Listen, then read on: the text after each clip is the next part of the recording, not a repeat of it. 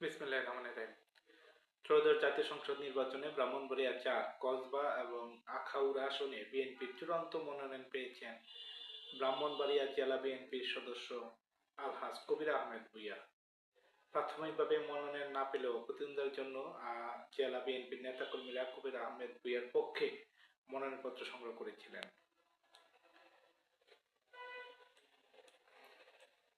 এর আগে গত বুধবার রাতে আখাউড়ায় মনোনয়ন পরিবর্তনের দাবিতে মশাল মিছিল ও বিক্ষোভ সমাবেশ অনুষ্ঠিত হয়। আখাউড়া উপজেলা বিএনপি ও অঙ্গ সংগঠনের উদ্যোগে আখাউড়া আগরতলা সড়কের নারায়ণপুর বাইপাস এলাকায় এই কর্মসূচি পালিত হয়। প্রাথমিকভাবে ব্রাহ্মণবাড়িয়া ৪ আসনে বিএনপি চেয়ারপারসনের উপদেষ্টা জনাব মুশফিকুর রহমানকে মনোনয়ন দেওয়ার ঘোষণা দেওয়া হয়েছিল।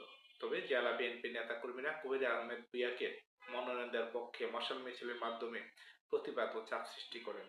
এই আন্দোলনের প্রভাবই শেষ পর্যন্ত মনোনয়ন পরিবর্তনে কার্যকর ভূমিকা রাখে।